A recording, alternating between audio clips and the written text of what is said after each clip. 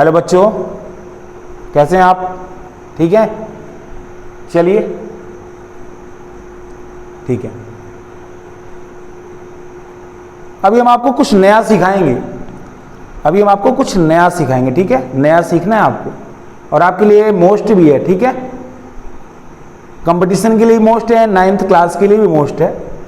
हमारे पास दो क्वेश्चन है कि एक है 0.6 बार और एक हमारा 0.001 पे बार।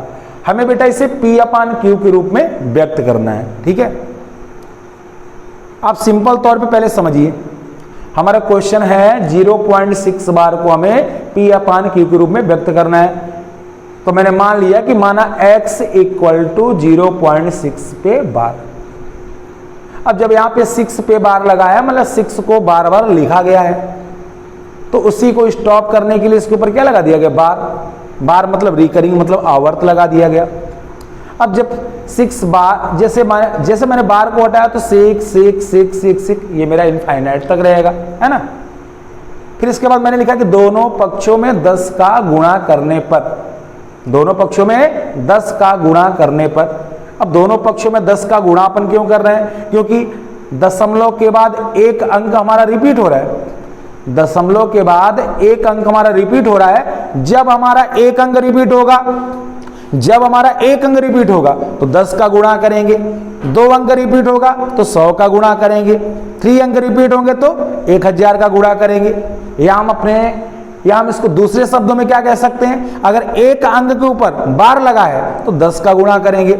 2 अंक के ऊपर बार लगा है तो 100 का गुणा करेंगे, और 3 अंक के ऊपर बार लगा है तो 1000 का गुणा करेंगे। तो यहाँ पे एक अंक के ऊपर बार लगा था, तो मैंने किसका गुणा कर दिया? दोनों पक्षों में 10 का गुणा करने पर। तो x में 10 का गुणा करेंगे, क्या होगा बेटा? 10x। अब जब हम इसमें 10 का गुणा करेंगे तो जो दशमलव हमारा यहाँ है वो एक अंक के बाद चला जाएगा, तो हमारा कितना बन जाएगा? 6.66666, ये हमारा हो जाएगा। इसके बाद बेटा मुझे इसको तोड़ना है। इसको मैं कैसे तोड़ूंगा? मैंने 6 को लिख दिया। अब मुझे सोचना ये है कि 6 में मैं क्या जोड़ दूं कि हमारा इतना आ जाए। तो 6 में मैं क्या जोड़ूंगा? अब चेक कर लेना, आप चेक कर सकते हैं। 6 में मैं क्या जोड़ूंगा? 0.6666, ये बात। अब 0.6666, ये मतलब 6 हमारा लगातार बार बार आ रहा है, तो मैंने इसको क्या लिख दिया? 0.6 का बार। और जो 0.6 का हमारा बार है वो मेरा क्या है? x है। मैंने यहाँ पे लिया है कि x के इक्वल में है।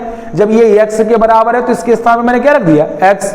और जब मैं x को इधर लाऊंगा तो 10x, और 10x में x माइनस होगा, क्या होगा? 9x। और 9x इक्वल टू हमको क्या मिलेगा? 9x इक्वल टू क्या मिलेगा? 6 मिलेगा।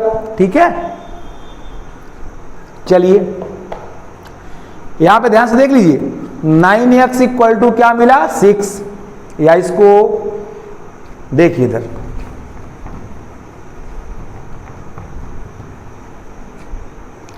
यहां पे हमारा क्या है? 10x, और 10x में x माइनस होगा तो बेटा क्या होगा?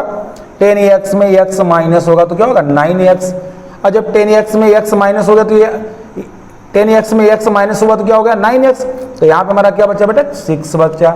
तो हमारा ये हो जाएगा x इक्वल टू हो जाएगा 6/9 हो जाएगा। ठीक है, x बराबर हमारा क्या हो गया? 6/9 हो गया। अब ये 3 से हमारा कट जाएगा।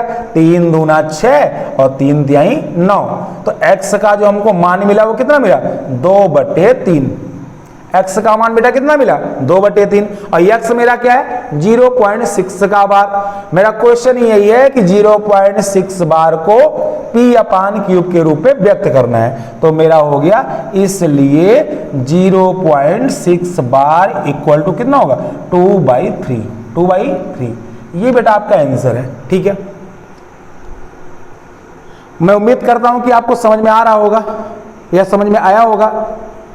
अगर आपको समझ में नहीं आया है तो अगेन हम एक क्वेश्चन लेते हैं, रिपीट। ठीक है, तो चलिए हम इस क्वेश्चन को सॉल्व करेंगे। 0.001, यहां पे बेटा 3 अंक के ऊपर बार लगा है और इसे हमें P/Q के रूप में व्यक्त करना है। ठीक है, चलो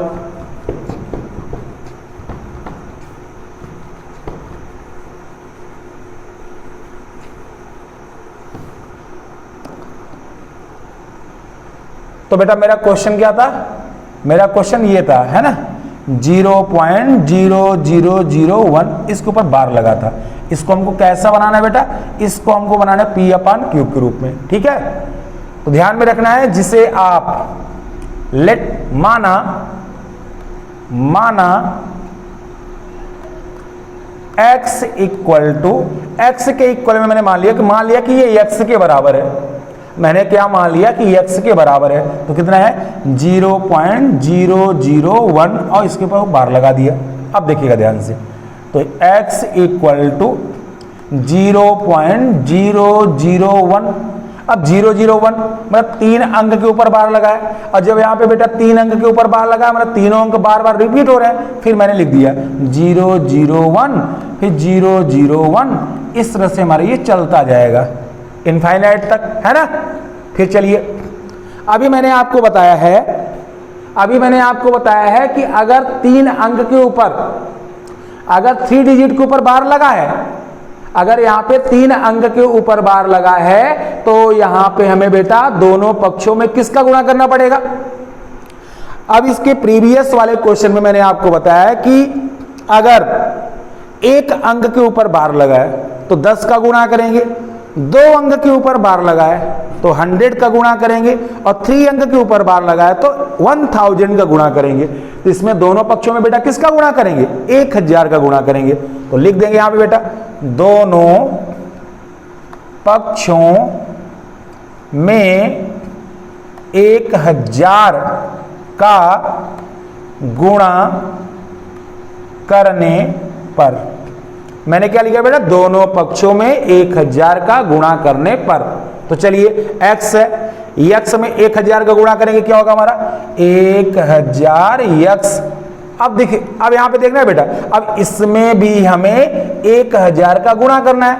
तो जब हम इसमें, अभी मैंने 10 का गुणा किया था तो 1 अंक के बाद दशमलव चला गया था, और जब मैं 1000 का गुणा करूंगा तो जो बेटा दशमलव मेरा यहां है वो 1 के बाद चला जाएगा। तो कितना हो जाएगा, 0.001 और ये हमारा चलता रहेगा, कहां तक चलता रहेगा, इनफाइनाइट तक, ठीक है। चलिए, तो ये हमारा हुआ 1000x बराबर, अब इसको भी हमें प्लस में तोड़ना है, तो पहले मैंने इसको लिख दिया 001, और 001 का मतलब क्या होता है बेटा, 001 का मतलब क्या होता है, 1 होता है। 1 प्लस, फिर सोचना है कि 1 में कितना जोड़ दें कि इतना आ जाए, 1 में कितना जोड़ दें कितना आ जाए, तो कितना जोड़ दें बेटा,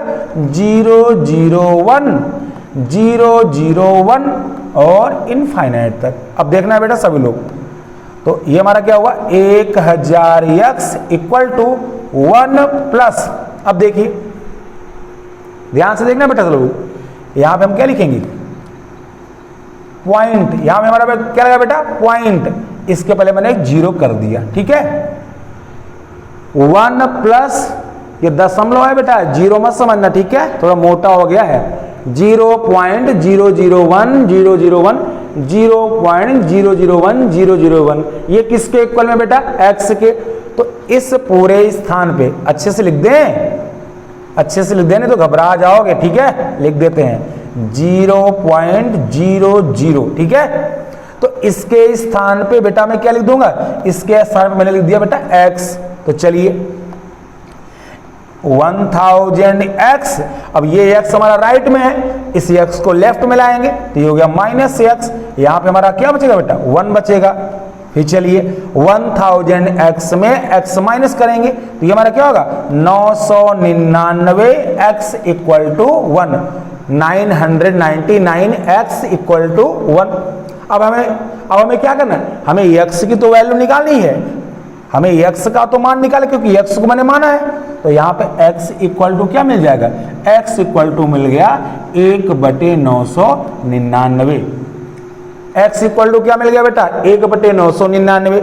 ये मैंने परिमेय संख्या के रूप में व्यक्त कर दिया, ये मैंने परिमेय संख्या के रूप में मतलब p/q के रूप में व्यक्त कर दिया।